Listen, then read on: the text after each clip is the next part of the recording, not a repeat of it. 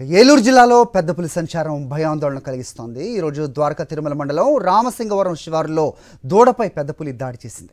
దూడను చంపి సమీప అడవిలోకి పెద్ద పులి లాక్కెళ్లింది. పులి సంచారంతో గ్రామాల్లో రైతులు ప్రజలు ఆందోళన చెందుతున్నారు. 4 రోజులుగా దెందులూరు, నల్లజర్ల, ద్వారకా తిరుమల మండలాల్లో పెద్ద పులి సంచరిస్తున్నట్టు రైతులు చెప్తున్నారు. ఇప్పటికే పులి పాదముద్రలు సేకరించి 10 ట్రాప్ కెమెరాస్ను అటవీశాఖ అధికారులు ఏర్పాటు చేశారు. పులిని బంధించేందుకు అన్ని ఏర్పాట్లు పూర్తి చేశారు.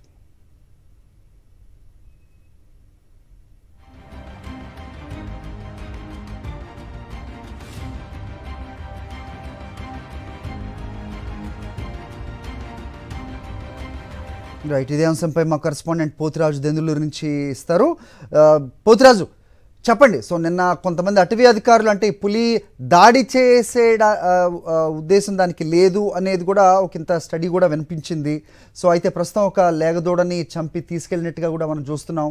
ఏం చెప్తున్నారు? మొత్తానికి ఎలాంటి ఏర్పాట్లు చేశారు? సో పులిని పట్టుకునే అవకాశం ఏదైనా ఉందా? ఏం చెప్తున్నారు అధికారులు? ప్రజల్లో ఏ రకంగా భయాందోళన నెలకొంది? ఏంటి మీ దగ్గర ఇన్పుట్స్? హరి, చూడవచ్చు ఏలూరు జిల్లాకు సంబంధించి ప్రధానంగా ద్వారకా తిరుమల కానీ నల్లజర్లకు సంబంధించినటువంటి మండలాలు చూసుకున్నా, మరి దెందులూరుకు సంబంధించి ప్రధానంగా ఉన్నటువంటి మండలాలు కూడా గత 4 రోజులుగా కూడా పెద్ద పులి సంచారంగా ఉంది. దీనికి సంబంధించి కూడా అధికార యంత్రాంగం కూడా పకడ్బందీగా చర్యలు చేపట్టారు. గ్రామాల్లో ఉన్నటువంటి ప్రజలను కూడా అప్రమత్తం చేశారు. ఇప్పటికే రైతాంగాన్ని కూడా.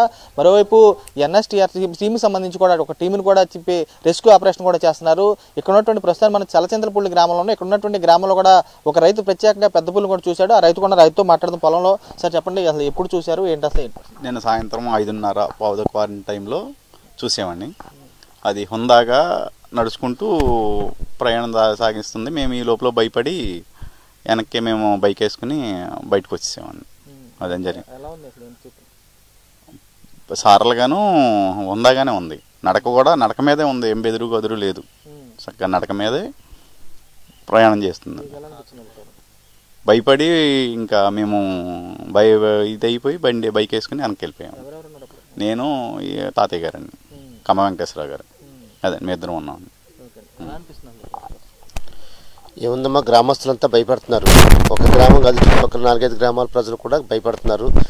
ఈ విషయం నాకు తెలియగానే నేను స్థానిక ఎంఆర్ఓ గారికి, స్టేషన్ ఎస్ఐ గారికి, మా ఎమ్మెల్యే కొట్టారి అబ్బాయి చౌదరి గారికి సమాచారం ఇచ్చాం. సమాచారం ఇచ్చిన 10 నిమిషాల్లోనే ఎంఆర్ఓ గారు రావడం జరిగింది. పోలీస్ సిబ్బంది, ఎస్ఐ గారు, సిఐ గారు అంతా బందోబస్తు వచ్చారు. తర్వాత 15 గంటలో అటవీ శాఖ సిబ్బంది అంతా వచ్చి ఇదంతా రాత్రి గాలించి ఇక్కడ బందోబస్తు పెట్టేళ్ళారు. ప్రస్తుతానికైతే మళ్ళీ అది ఇక్కడ జాడ కనిపించలేదు ప్రస్తుతానికి.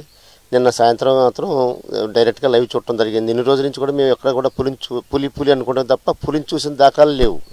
నిన్న ఒక రోజే మేము మా రైతులు పులిని చూడటం జరిగిందనమాట. చూడగానే ఇంటిమేషన్ వచ్చింది. ఇంటిమేషన్ రాగానే మేము అధికారిగా ఇంటిమేషన్ ఇచ్చాం. ఇంటిమేషన్ ఇవ్వగానే అందరూ వచ్చారు. కానీ చీకటి పడిపోవటం వల్ల దాన్ని ట్రాక్ చేయడానికి మాత్రం కుదరలేదు.